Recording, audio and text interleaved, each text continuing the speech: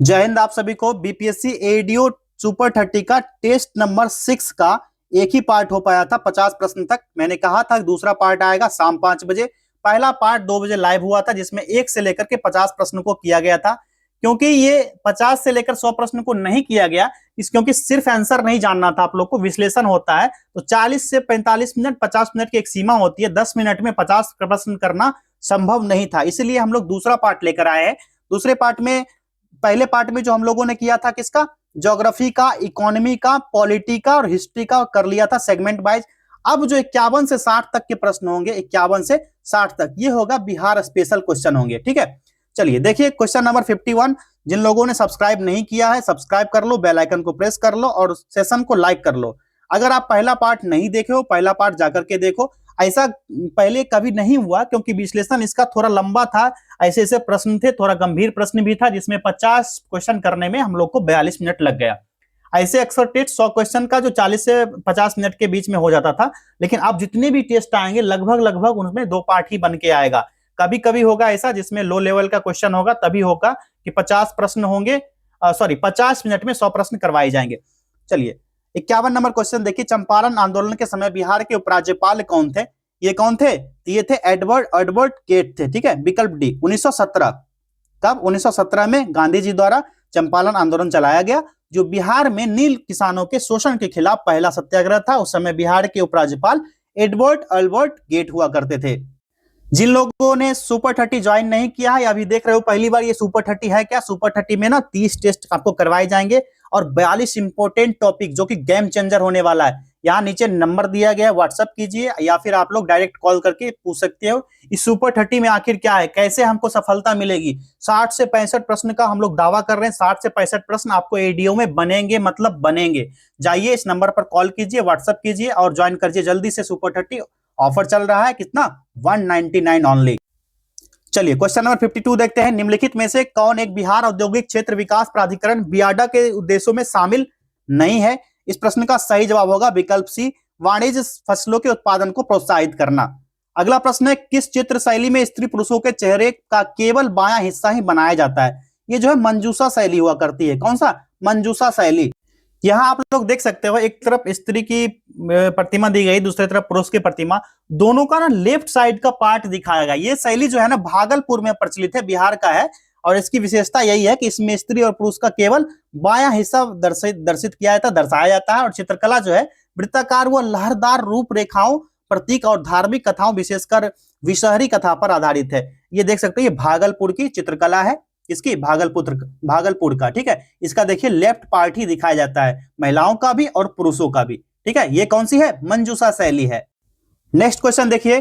बिहुला महोत्सव विशेष रूप से प्रत्येक वर्ष अगस्त के महीने में बिहार के निम्नलिखित में से किस जिले में मनाया जाता है? ये मनाया जाता है बिहुला महोत्सव भागलपुर में। ठीक है, भागलपुर में ये पारंपरिक रूप से अगस्त में मनाया जाता है। कब? अगस्त में।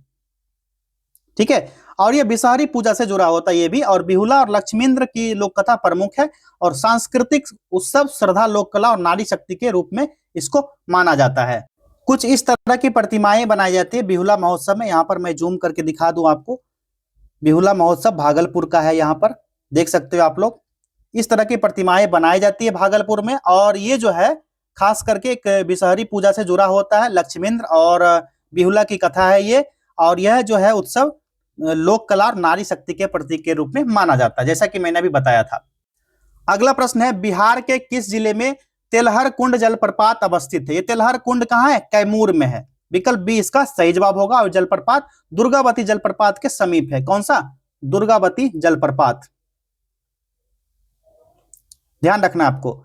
जीरादई ग्राम को राजेंद्र प्रसाद के जन्मस्थली होने के कारण किसने उसे तीर्थ स्थल की संज्ञा दी थी? इस प्रश्न का सही जवाब होगा महात्मा गांधी ने दिया था। विकल्प सी करेक्ट आंसर है। और गांधी जी की यह भावना राजेंद्र बाबू के प्रति उनके असीम स्नेह और आदर को दर्शाती है। गांधी जी की दूसरी बिहार यात्रा जो थी 11 जनवरी 1927 से शुरू हुई थी।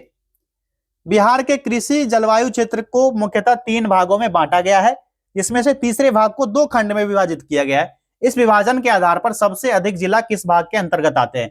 2 भाग कौन कौन सा है? यह है नॉर्थ वेस्ट जोन, जो कि जोन 1 कहलाता है। बिहार के कृषि जलवायु क्षेत्र का विभाजन 3 मुख्य भाग में होता है। कौन कौन सा? एक तो होता है नॉर्थ वेस्ट जोन, ठीक है, जिसको जोन 1 में रखा जाता है, जिसमें सबसे अधिक जिले आते हैं, क्योंकि यह जो क्षेत्र होता है समतल और कृषि के लिए उपयुक्त क्षेत्र है। यहाँ पर कई तरह के फसल उगाए जाते हैं। पहला हो जाएगा इसका कैसा, नॉर्थ वेस्ट जोन 1। निम्नलिखित में से कौन लाहौर षड्यंत्र कांड तथा पटना षड्यंत्र कांड आदि में क्रांतिकारियों के विरुद्ध गवाही देकर अंग्रेजों के मुखबिर बन गए थे? इस प्रश्न का सही जवाब होगा फणेंद्र नाथ घोष। ठीक है, फणेंद्र नाथ घोष, विकल्प ए। बिहार राज्य खादी ग्राम उद्योग बोर्ड की स्थापना कब हुई थी? करेक्ट आंसर होगा वर्ष 1956 में हुआ था। कब? 1956 में।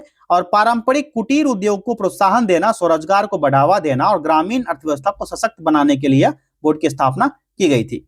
अगला प्रश्न देखिए, मध्यकालीन बिहार में आने वाले ईरानी यात्रियों में कौन सा एक धर्माचार्य था? कौन था? इसका नाम था मुल्ला बहबहानी। मुल्ला बहबहानी, यहां देख लेते हैं आगे, ऑप्शन नंबर सी हो जाएगा, नाम है ना मुल्ला बहबहानी। देखिए अब होगा जो 60 से 85 तक प्रश्न आएंगे, ये साइंस के क्वेश्चन होंगे। चलिए साइंस वाले जिनका साइंस पोर्शन कमजोर है, आप लोग साइंस के क्वेश्चन को देखिए। यदि द्रव्यमान इकाई लंबाई एवं समय के बजाय बल यानी फोर्स, वेग यानी वेलोसिटी तथा काल यानी टाइम को मूल विमा माना जाए तो रैखिक संवेग P की विमा क्या होगी? P की विमा क्या होगी? तो याद होगा आपको formula F equal to ml(T⁻⁻2) होता है। अब L बराबर क्या होता है? V इंटू टी हो जाता है, और F इक्वल टू क्या हो जाएगा? M into V into T into T⁻⁻2, और F इक्वल टू क्या हो जाता है? mv/t हो जाता है। अब दोनों को T से अगर गुना कर देंगे तो क्या हो जाएगा? Ft इक्वल टू mv हो जाएगा। तो P बराबर क्या हो जाएगा? mv, और P बराबर एक क्या आ जाएगा? ft आ जाएगा। दोनों आ जाएगा, P बराबर mv और P बराबर ft हो जाएगा, ये ध्यान रखना है। तो इस प्रश्न का सही जवाब क्या आएगा बताइए? क्वेश्चन नंबर 61 का ft। ठीक है, ft, या फिर mv दिया होता mv तो mv भी हो जाता। चलिए अगला प्रश्न देखिए, सामान्य गति से चलते हुए हवाई जहाज के एक पत्थर गिराया जाता है, पायलट द्वारा देखा गया पत्थर का पथ होगा।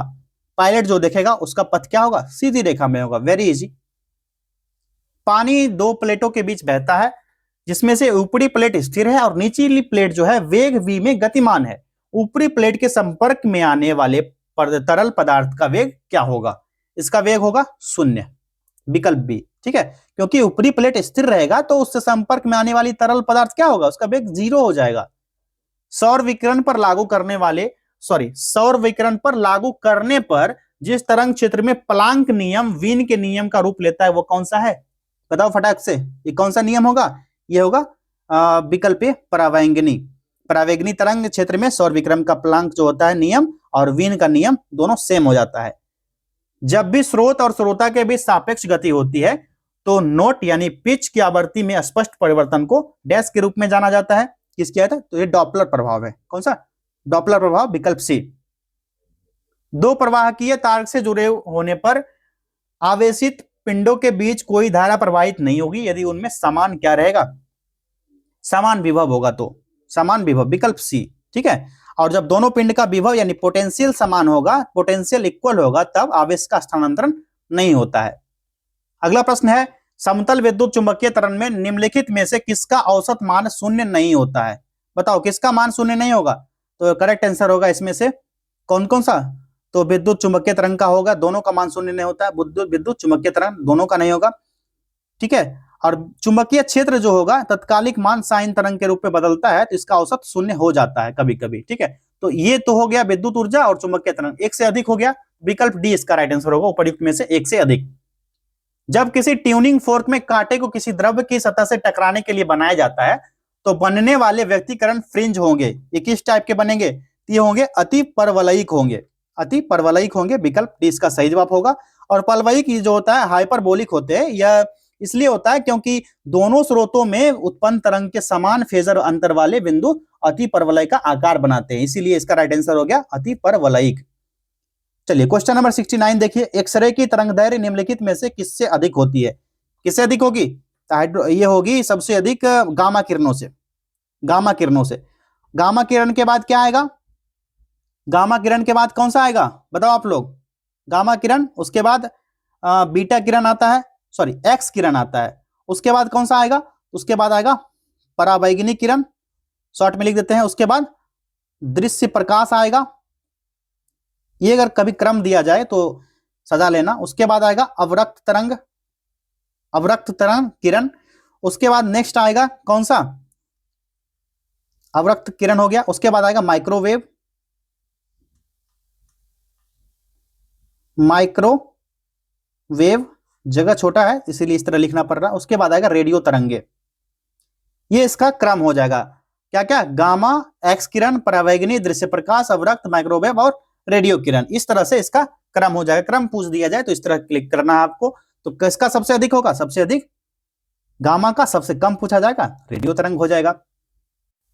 नेक्स्ट क्वेश्चन देखिए, निम्नलिखित में से किस विलयन में अनंत तनुता पर उच्चतम तुल्यकता चालकता होता है, किस पर होगा, हाइड्रोक्लोरिक अम्ल पर। विकल्प बी होगा सही जवाब। एक प्रबल अम्ल होता है जो जलीय विलयन में पूर्ण रूप से आयन में विभाजित हो जाता है।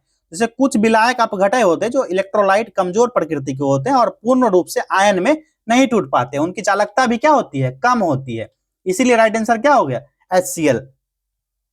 जब विद्युत अपघटय के जलीय घोल में पानी मिलाया जाता है तो विद्युत अपघटय की विशिष्ट चालकता में क्या परिवर्तन होता है, तो चालकता कम हो जाती है। विकल्प ए हो जाएगा, वेरी इजी। रासायनिक प्रकाश स्मॉग गर्म, शुष्क और धूप वाली जलवायु में होता है। निम्नलिखित में से एक रासायनिक प्रकाश स्मॉग के संघटकों में नहीं है, इसकी पहचान करें। करेक्ट आंसर होगा SO2। क्या होगा, SO2 हो जाएगा। और इसके मुख्य घटक कौन कौन से हो जाएंगे, ओजोन हो जाएंगे, नाइट्रोजन डाइऑक्साइड हो जाएंगे और पेरोक्सी एसिटाइल नाइट्रेट यानी कि पैन हो जाएगा, पैन भी शामिल होगा। और क्या होगा, इसमें एल्डिहाइड भी शामिल हो जाएगा, एल्डिहाइड भी इस ग्रुप में शामिल होगा। SO2 जो होता है एक रासायनिक प्रकाश स्मॉग का घटक नहीं होता है, इसीलिए विकल्प सी इसका सही जवाब होगा, यहां नहीं पूछा जा रहा था। अगला है मार्कोवनिकोव नियम की आधुनिक व्याख्या मध्यवर्ती की स्थिरता को स्वीकार करती है, ये क्या है, तो कार्बेट कैटायन का सिद्धांत जो है, विकल्प भी सही जवाब होगा, ये होता है। और जो मार्कोवनिकोव का आधुनिक नियम बताता है कि जब कोई प्रोटिक अम्ल जो HX होता है, प्रोटिक अम्ल किसी असंतृप्त एल्कीन से जुड़ेगा तो अम्ल का हाइड्रोजन परमाणु उस कार्बन परमाणु से जुड़ता है जिसमें पहले से अधिक हाइड्रोजन परमाणु मौजूद होते हैं, और हैलोजन उस कार्बन परमाणु से जोड़ लेता है जिसमें कम कार्बन हाइड्रोजन होंगे, और यह अभिक्रिया क्या कहलाएगा, कार्बोकैटायन मध्यवर्ती के माध्यम से होता है और यह स्थिरता से अभिक्रिया की दिशा को निर्धारित करेगा। विकल्प बी इसका सही जवाब हो गया, समझ गए। तापमान अभिक्रिया की दर के बीच एक ग्राफ बनाने से अभिक्रिया दर की तापमान निर्भरता का पता चल सकता है। कैसे पता चलेगा, तो दर स्थिरांक और तापमान की व्याख्या करके, दर स्थिरांक और तापमान की व्याख्या करके। अगला प्रश्न है, ला सातेलिए के सिद्धांत के अनुसार साम्य अवस्था पर ठोस और तरल की प्रणाली उष्मा को सिद्धांत जोड़ने पर होता है, क्या होगा। इस प्रश्न का सही जवाब होगा ठोस की मात्रा घटने लगती है, ठोस की मात्रा क्या होगी, घटने लगेगी। विकल्प ए होगा राइट आंसर। इलेक्ट्रॉनों के बंद युग्म के बीच अधिकतम 90 के कोण देखे जा सकते हैं, कैसे, तो sp3d2 संकरण में देखा जाएगा, sp3d2 संकरण में। विकल्प डी इसका करेक्ट आंसर हो गया। चलिए अगला प्रश्न है, बायोकेमिकल ऑक्सीजन डिमांड बीओडी पानी में मौजूद कार्बनिक पदार्थों का एक मापक है। 5 ppm से कम बीओडी मान पानी के नमूने को इंगित करता है, यह इंगित करेगा घुलित ऑक्सीजन से भरपूर, ठीक है। विकल्प ए, क्योंकि बायोकेमिकल ऑक्सीजन जो बीओडी होता है उस ऑक्सीजन की मात्रा को दर्शाता है जिसे जल में उपस्थित जीवाणु जो बैक्टीरिया होते हैं कार्बनिक पदार्थ को विघटित करने में उपयोग करते हैं। और यदि बीओडी का मान जो 5 ppm से कम होगा तो इसका अर्थ है कि जल में कार्बनिक प्रदूषक बहुत कम होंगे और घुलित ऑक्सीजन की मात्रा अधिक होगी।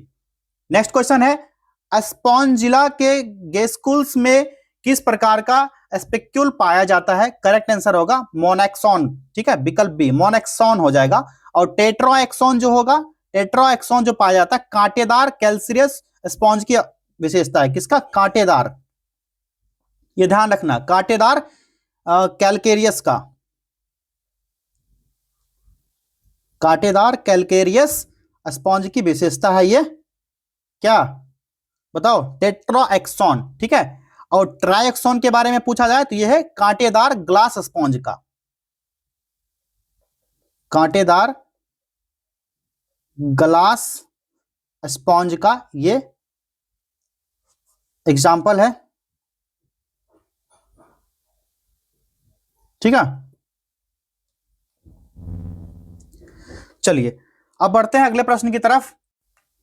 ऐसा कौन सा सांप है जिसके सिर पर सूल के समान बड़ी सिल्ड जैसी संरचना होती है, जो लोडियल गर्त यानी लोडियल पिटके तथा नासिका छिद्र से होते हुए आंखों तक आती है?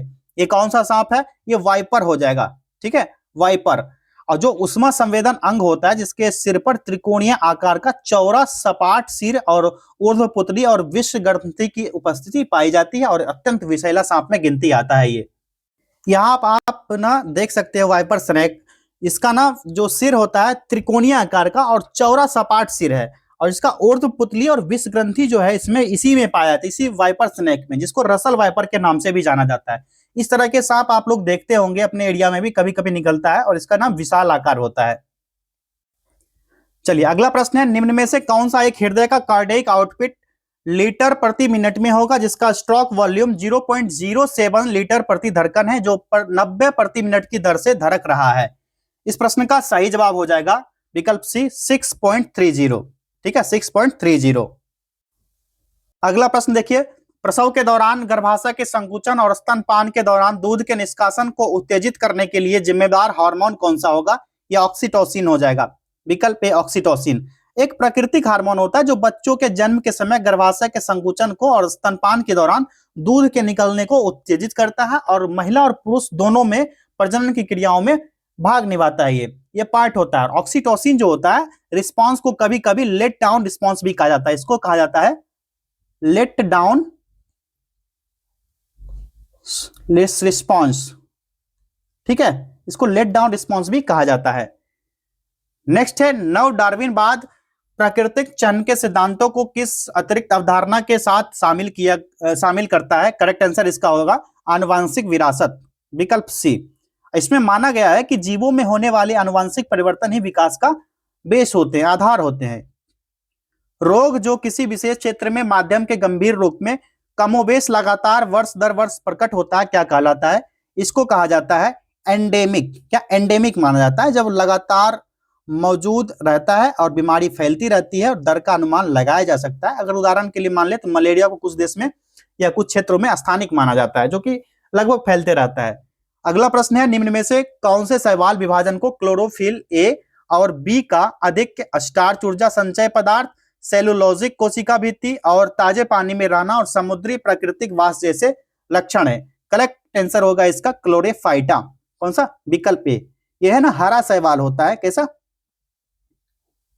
ग्रीन एल्गी होता है, ये ध्यान रखना है। और ताजा जल में समुद्री प्राकृतिक वास में पाया जाता है, ये ना फ्रेश वाटर में पाया जाता है। कैसा? फ्रेश वाटर में पाया जाता है। और इसमें क्लोरोप्लास्ट में क्लोरोफिल ए और क्लोरोफिल बी, जिसको कैरोटियोनॉट्स में उपस्थित होता है, और कोशिका भित्ति जो होता है सेलुलोज की बनी होती है। किसका? सेलुलोज की बनी होती है इसकी कोशिका भित्ति। अगला प्रश्न है, टेरिडोफाइट्स में पत्ती जैसी संरचना जो बीजाणु धारण करती है उसे डैश कहा जाता है? इसको क्या कहा जाएगा? इसको स्पोरोफिल्स कहा जाएगा। क्या? स्पोरोफिल्स कहा जाएगा, विकल्प ए। और फर्न में स्पोरोफिल सामान्य पत्तियां होती है जो स्पोरेंजिया के समूह का निर्माण करती है, जिसको सोड़ी कहा जाता है। सोड़ी नहीं, सोड़ी, ठीक है। अब आएंगे 86 से लेकर के 100 तक के प्रश्न जो होंगे ये होंगे करेंट अफेयर्स के, ठीक है। तो इसी तरह ना एक तो सेक्शनल टेस्ट हो गया और फुल लेंथ टेस्ट हो गया, एक तरफ कर दिया गया। एग्जाम में इस तरह आपको नहीं आएगा कि समसामयिक घटनाएं जो करंट अफेयर्स होगा तो एक लाइन से होगा, वो मिक्स रहता है सारा। लेकिन अभी आपको ना इसलिए करवाया जा रहा है, मैंने पहले भी बताया था पहले पार्ट में भी, ताकि आपका ना पोर्शन पता चले कि किस पार्ट में जैसे कौन सा सेगमेंट आपका वीक है, इसके लिए ऐसा किया गया है। चलिए क्वेश्चन नंबर 86 देखते हैं। जननायक कर्पूरी ठाकुर कल्याण छात्रावास योजना का क्रियान्वयन किस विभाग के द्वारा किया जा रहा है? सही जवाब है पिछड़ा वर्ग और अति पिछड़ा वर्ग कल्याण विभाग। बिहार में सतत जीविकोपार्जन योजना किसके द्वारा चलाई जा रही है? सही जवाब होगा जीविका बिहार ग्रामीण जीविकोपार्जन योजना द्वारा, विकल्प सी इसका करेक्ट आंसर होगा। चलिए बढ़ते हैं नेक्स्ट क्वेश्चन की तरफ। अगला प्रश्न है, लक्ष्मीबाई सामाजिक सुरक्षा पेंशन योजना पात्रता संबंधी गलत तथ्य पहचानिए। रॉन्ग तथ्य पहचानने कहा जा रहा है, कौन सा इसमें गलत है? यहाँ जो ऑप्शन डी दिया गया, महिला के परिवार की वार्षिक आय 1 लाख है ना रुपए या उससे कम होनी चाहिए। तो ये जो है ना 60,000 रुपया होना चाहिए, कितना 60K या उससे कम। तो ये स्टेटमेंट गलत दिया गया है, तो ऑप्शन डी इसका करेक्ट आंसर होगा। भारत किस मिशन के तहत अपना पहला मानव संचालित पानी के भीतर का पनडुब्बी लॉन्च करेगा? राइट आंसर इसका हो जाएगा गहन समुद्र मिशन, विकल्प ए गहन समुद्र मिशन, जो कि यह मिशन जो है मानव संचालित पनडुब्बी विकसित की जा रही है, जो समुद्र के अत्यधिक गहरे हिस्सों में जाकर अनुसंधान कर सकेगी। अगला प्रश्न, अंटार्कटिक के समुद्री संरक्षित क्षेत्र रॉस सागर में 40 दिवसीय वैश्विक अभियान का नेतृत्व करने वाले प्रमुख शोधकर्ता कौन है, जिसका उद्देश्य समुद्री जैव विविधता का आकलन करना, पर्यावरणीय डीएनए का अध्ययन करना तथा वैश्विक महासागरीय धाराओं और जलवायु परिवर्तन पर क्षेत्र के प्रभाव का विश्लेषण करना है? इस प्रश्न का सही जवाब होगा शोटिनसोनियो क्यूबेकियो, विकल्प सी सही जवाब है इसका। और ये जो अध्ययन किया जाएगा जैव विविधता के आकलन को लेकर के, तो वैश्विक महासागरीय धाराओं पर और जलवायु परिवर्तन पर इसका विशेष रूप से प्रभाव पड़ेगा, और इसका विश्लेषण करने के लिए यह आयोजित किया जा रहा है। किनके द्वारा? शोटिनसोनियो क्यूबेकियो इसके प्रमुख शोधकर्ता, इनका यही नाम है। ठीक है। रोटरडैम ओपन 2025 किसने जीता? अपना पहला इंडोर हार्ड कोर्ट खिताब हासिल किया। मैंने कहा था 850 प्रश्न का करंट अफेयर्स का सीरीज है, 2 घंटा 51 मिनट, 3 घंटा का मान लीजिए। जो सुपर 30 वाले ज्वाइन किए थे, आप लोग ना नहीं देखे हो तो जाके कंपलसरी देख लो। ठीक है, तो इस तरह के प्रश्न आपको छूटेंगे नहीं। इस प्रश्न का सही जवाब होगा कार्लोस अल्कराज। ठीक है, कार्लोस अल्कराज। सुपर 30 वालों आपने टिक कर लिया होगा सही जवाब कार्लोस अल्कराज। अगला प्रश्न है 2025 में ग्रैमी अवार्ड्स में किस संगीतकार ने वर्ष का सर्वश्रेष्ठ एल्बम पुरस्कार जीता? यह भी पता होगा, बेयोंसे ने जीता है, विकल्प डी। हाल ही में कौन सा देश संयुक्त राष्ट्र जलवायु शिखर सम्मेलन 2025 से पहले तेल उत्पादक देश के समूह ओपेक प्लस में शामिल हुआ है? यह देश है ब्राजील। ठीक है, विकल्प डी होगा, ब्राजील है। और यह कदम ऊर्जा नीति और अंतरराष्ट्रीय सहयोग को मजबूत करने के उद्देश्य से किया गया है। अगला प्रश्न है डोगरी साहित्य में साहित्य अकादमी पुरस्कार 2024 किसे प्रदान किया गया है? ये करेक्ट आंसर होगा चमन अरोड़ा को। किसको? चमन अरोड़ा को दिया गया है, और यह सम्मान उन्हें साहित्य में उनके योगदान और डोगरी भाषा के संवर्धन के लिए दिया गया है। अगला प्रश्न है भारतीय नौसेना के पहले प्रशिक्षण स्क्वाड्रन ने किस देश का दौरा किया, जहां आईएनएस सुजाता और आईसीजीएस वीरा ने मेजबान देश की नौसेना के साथ अंतर क्षमता संयुक्त अभ्यास और क्षेत्रीय सुरक्षा पर चर्चा की? इस प्रश्न का सही जवाब होगा विकल्प सी कंबोडिया। भारतीय नौसेना के पहले प्रशिक्षण स्क्वाड्रन ने कंबोडिया का दौरा किया। इसके दौरान आईएनएस सुजाता और आईसीजीएस वीरा ने मेजबान देश की नौसेना के साथ संयुक्त रूप से अभ्यास किया।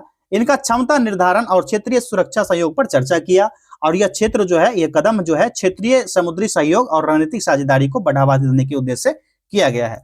इसका राइट आंसर हो गया विकल्प सी कंबोडिया। हाल ही में बिहार सरकार ने स्कूली बच्चों और छात्रों के परिवहन के लिए ऑटो रिक्शा या ई रिक्शा के परिचालन पर प्रतिबंध कब से लगाने का निर्णय लिया है?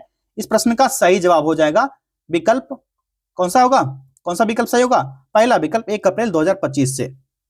जून 2024 में भारत ने यूएसए के साथ एक समझौता ज्ञापन एमओयू पर हस्ताक्षर किया है, ताकि किस वर्ष तक मिशन नेट शून्य कार्बन उत्सर्जन हासिल करने के लिए भारतीय रेलवे को सहायता मिल सके।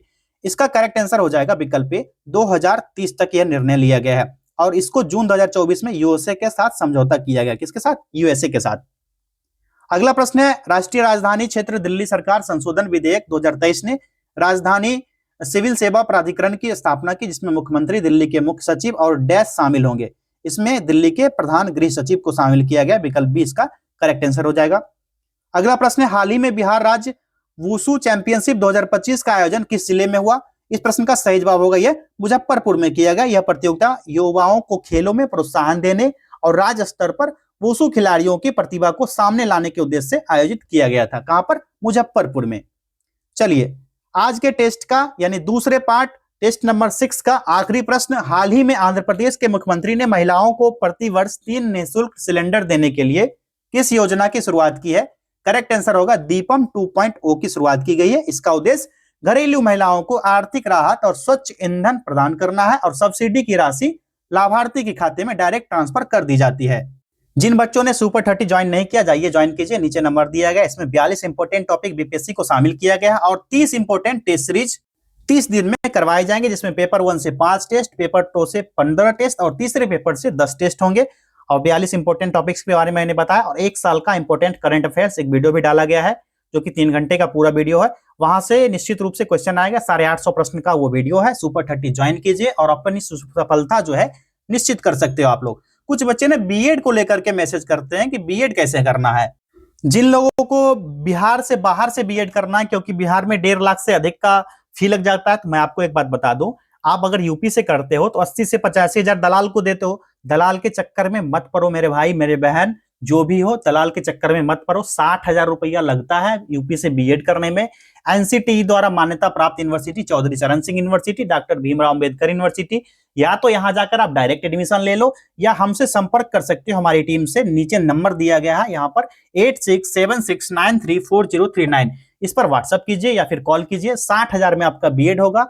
30 हजार का पर ईयर लगेगा, 2 साल का बीएड होता है, आप सभी को पता है। आपका एंट्रांस एग्जाम 2026 में होगा, जो कि अप्रैल में फॉर्म भराएगा, मई में एग्जाम होगा और जून में एडमिशन होगा। आपको एग्जाम में बैठना है, यूपी बीएड वाला एग्जाम में। एग्जाम का फी आपको एंट्रांस एग्जाम का 1400 रुपए लगने वाला है। और अगर आप पहले नहीं भर पाते हो, लेट फी के साथ भी भराता है फॉर्म, तो 2000 रुपए लगेंगे। आप लोग संपर्क कीजिए इस नंबर पर, आपको पूरी जानकारी दी जाएगी। दलाल के चक्कर में ना पड़िए। 80-85 हजार एडमिशन का लेंगे, फिर एग्जाम फी का अलग लेंगे, XYZ अलग लेंगे। अगर हमारी टीम से संपर्क करते हो, हमारे यहाँ से संपर्क करो, आपको एग्जाम फी XYZ जो भी पैसा है ये 60,000 में ही होगा, सारा इंक्लूड। एक्स्ट्रा कोई भी चार्ज यूनिवर्सिटी नहीं लगता है। दलाल लोग आपको मूर्ख बनाते हैं। इन सारे दलाल के चक्कर से हटो आप लोग, हमसे कांटेक्ट कीजिए आप लोग, या आप लोग को मैं कहता हूं डायरेक्ट यूनिवर्सिटी जाओ। इन दलालों के चक्कर में मत पड़ो। 4 से 5 हजार रुपया आपको यूनिवर्सिटी जाने में लगा दो, लेकिन दलाल के चक्कर में मत पड़ो भाई, ठीक है। तो चलिए कॉल कीजिए या फिर आप लोग डायरेक्ट यूनिवर्सिटी से पता कीजिए। मिलते हैं नेक्स्ट टेस्ट में। बहुत बहुत धन्यवाद।